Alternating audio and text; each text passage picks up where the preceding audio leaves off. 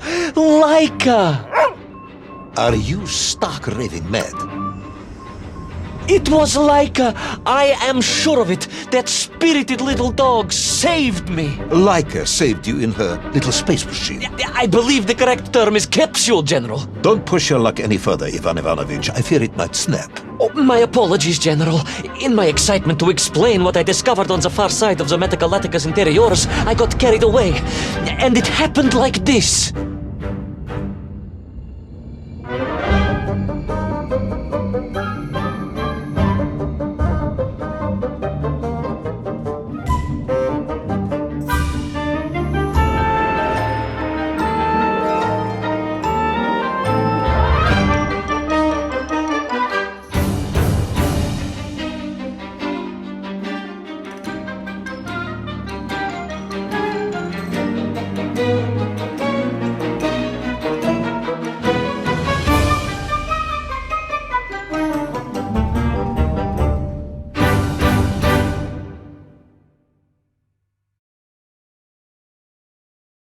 A rocky moon.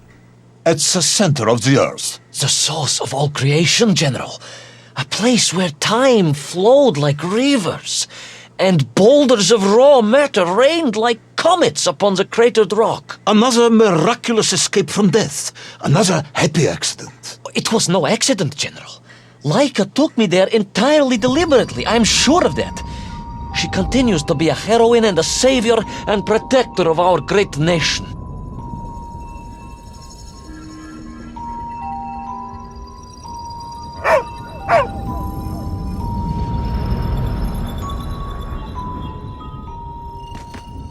Laika died in orbit. No, General, she did not. She's very much alive and happy, and currently living several miles below our feet. Laika is dead, Ivan. She most certainly is not, General. This is the real world, Tavarish. A world where you did not go to the center of the Earth, and Laika died in orbit. In my world, General, Laika is still alive. A better world, some may argue. Very well. I will live in your world for a while longer, but time is running out. Ah, yes, time, General. I was just coming to that.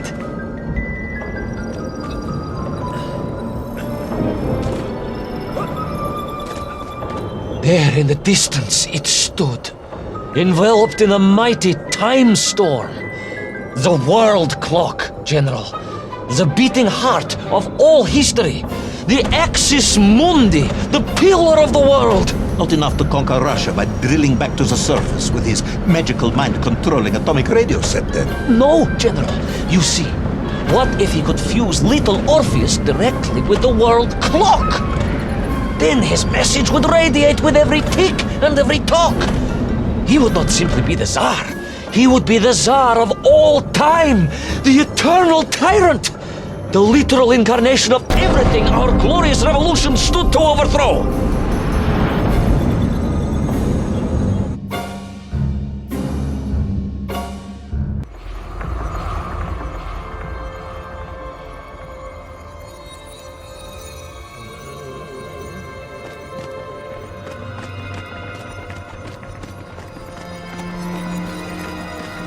Sonikiv! Uncanny, General. But it was somehow different.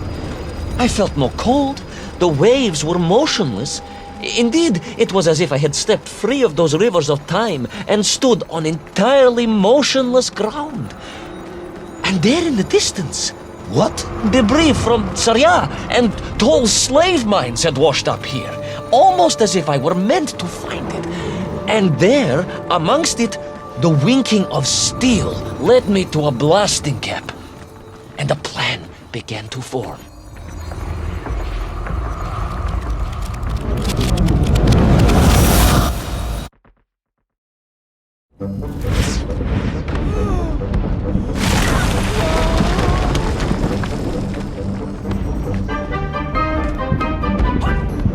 The terrain was ferocious. Explosive eruptions of fire and heat. Thunderous emissions and lethal gases. Much like your cousin Pavel, perhaps, as a result of consuming all of those stolen eggs. Aha! General, you have been listening after all!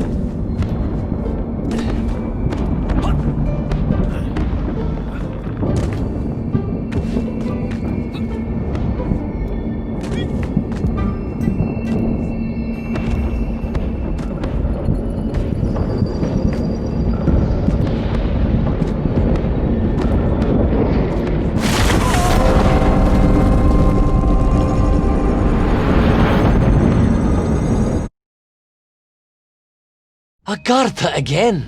But why? You are stalling, comrade. The clock is ticking. Tick-tock, tick-tock! Of course! In a flash of inspiration, I understood. It was all wrong, you see, General. That we can agree on. We should never have gone to the center, because without little Orpheus, Toll could not have become the tyrant he had. The rocket drill was his means to reach the world clock, but it was little Orpheus that enabled him.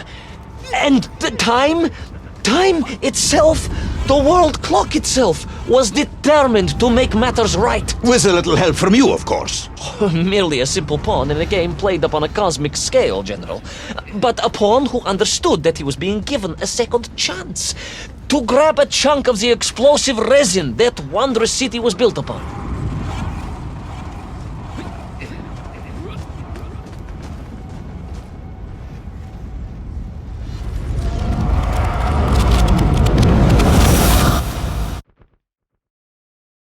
And I was back. The mighty river of time roared past me, carrying the weight of the whole of history with it. Even for you, this is a stretch. Our time is almost up. I have to submit my report within the hour. Time, General. Time was nearly up indeed. That ancient and magical river that carried me along was surely moving inevitably towards some kind of end.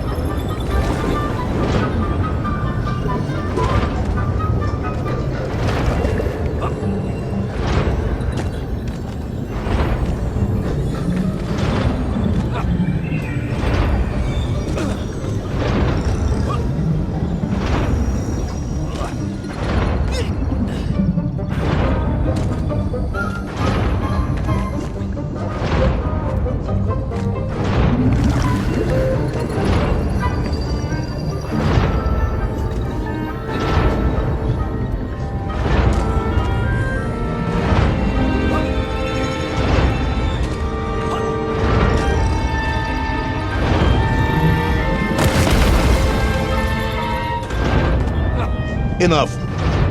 No more Privalov. No more stories. No more lost worlds in space domes. I'm full of it. It is nearly midnight, and you have not given me the adequate explanation for the whereabouts of little Orpheus and the atomic bomb. But, General, I am about to tell you what happened when I finally caught up with the villain Toll. I do not care, Tavarish. I simply do not care. You have worn me down, and it is time to call a halt to this. I bear you no malice, comrade. In many ways, I admire you, but time is running out. Yes, General, yes. Time. Because it was time itself that suddenly appeared to be on my side.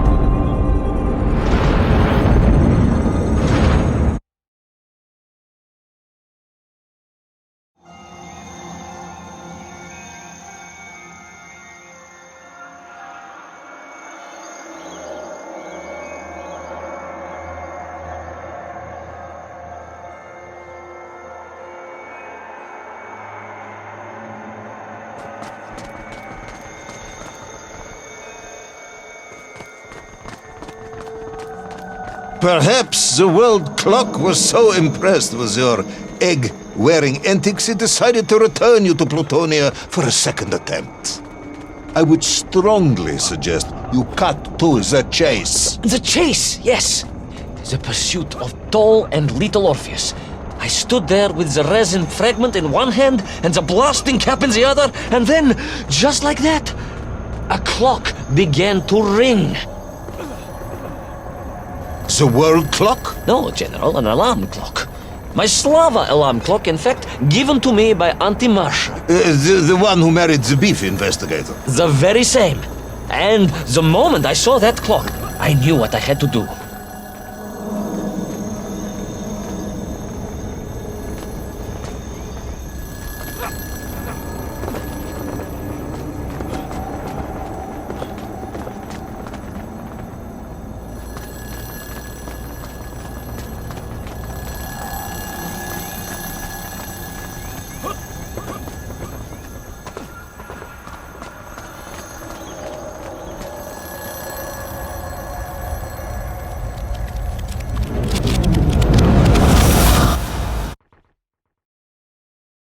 Yes, I'm waiting. A bomb, General. A bomb to destroy a bomb. So, you decided to build a bomb, eh? A bomb to destroy little Orpheus. It was a simple plan, really, General. Yes, you are very fond of your simple plans.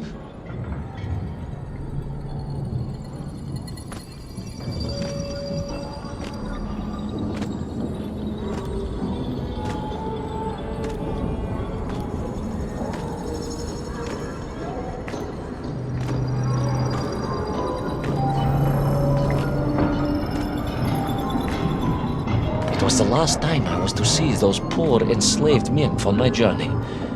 As they scurried in agitation around the base of the rocket drill, now a dreadful weapon of war in the hands of a madman, I was reminded of my mother. Your mother looked like a nymph? That is extremely disrespectful, comrade. No, I meant I was raised by my mother from an early age, of course. My childhood memories of my father were all too brief. You are rambling, Comrade Privalov. Time is running out. Diani Rezinovi. Time will run out for us all, General, will it not? And it ran out for my father on the shores of Volga. Your father fought at Stalingrad? He did, General. So did I. Well, so you see, General. Perhaps we are just the same, you and I. Perhaps we are all just Menkf in the end.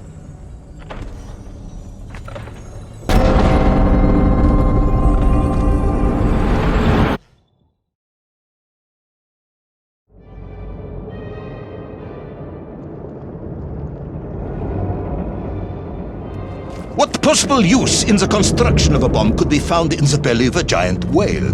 Were you perhaps planning on using a worm as a fuse? That would be ridiculous, General. I would hate to undermine your otherwise entirely plausible account. You forget, General.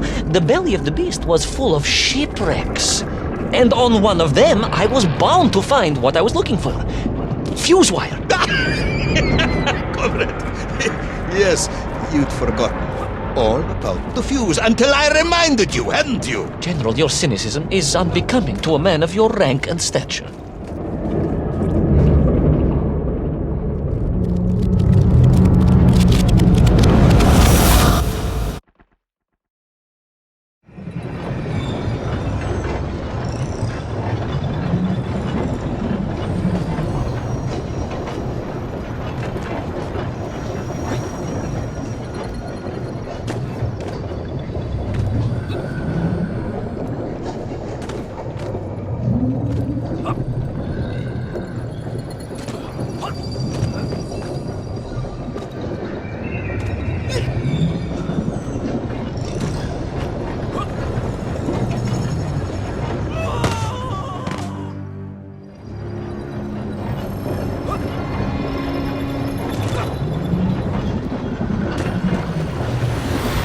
The clock was now ticking, General. Literally.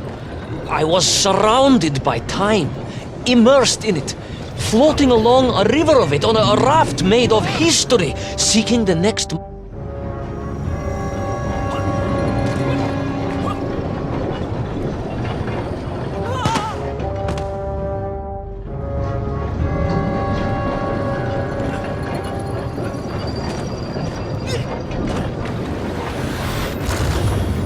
The clock was now ticking, General. Literally. I was surrounded by time, immersed in it, floating along a river of it on a raft made of history, seeking the next moment of opportunity to hurtle backwards amongst those lost worlds. I am a patient man, Tavarish. I lost 3 toes in the winter outside Sharkovskaya in 42. A drunken dentist removed 2 frostbitten toes and 1 perfectly healthy one. You may therefore consider me a man blessed with an uncommon level of endurance for discomfort. I hate visiting the dentist. My uncle Vanya was a dentist, and he was a deeply strange man, notwithstanding the love he felt for...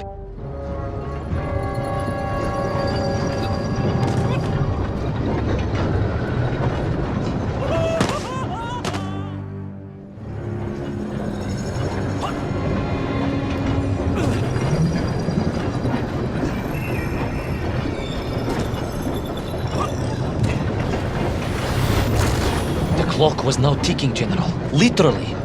I was surrounded by time, immersed in it, floating along a river of it on a raft made of history, seeking the next moment of opportunity to hurtle backwards amongst those lost worlds. I am a patient man, Tavarish. I lost 3 toes in the winter outside Sharkovskaya in 42. A drunken dentist removed 2 frostbitten toes and 1 perfectly healthy one. You may therefore consider me a man blessed with an uncommon level of endurance for discomfort. I hate visiting the dentist. My uncle Vanya was a dentist, and he was a deeply strange man, notwithstanding the love he felt for his pigs. Is what? He was a pig dentist, General. He always claimed that the human mouth presented an insufficient challenge. Let me challenge you, comrade. You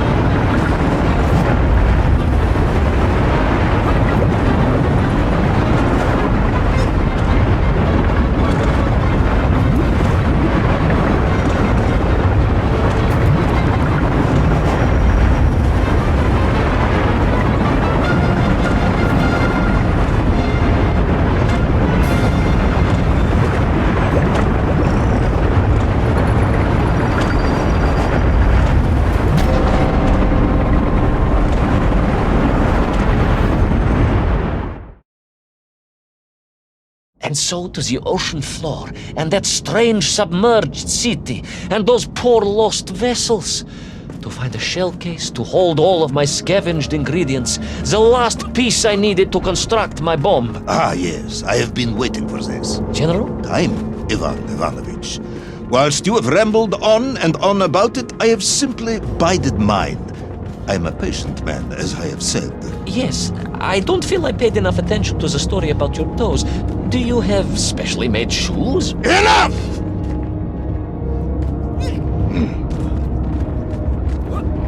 Now I have your full attention. Indulge me, Tavares. Explain to me how you made this bomb. General? Your bomb, comrade, that you so brilliantly constructed to destroy little Orpheus. Tell me how you made it.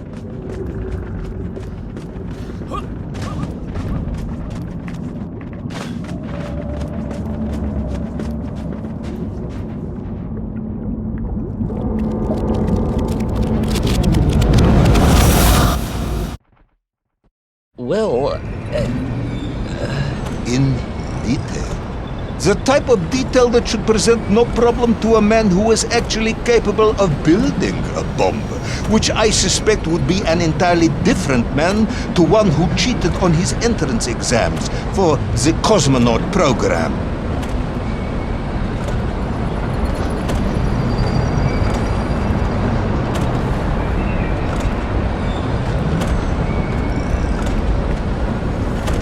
You are uncharacteristically silent, comrade. Cat, got your tongue? if I may, General, perhaps just a minute or two to gather my thoughts?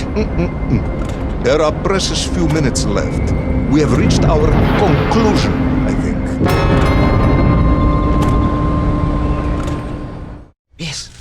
Yes, we have, General. I gazed up at the world clock and knew I had arrived at my destination. Whatever lay inside would see my journey end one way or another.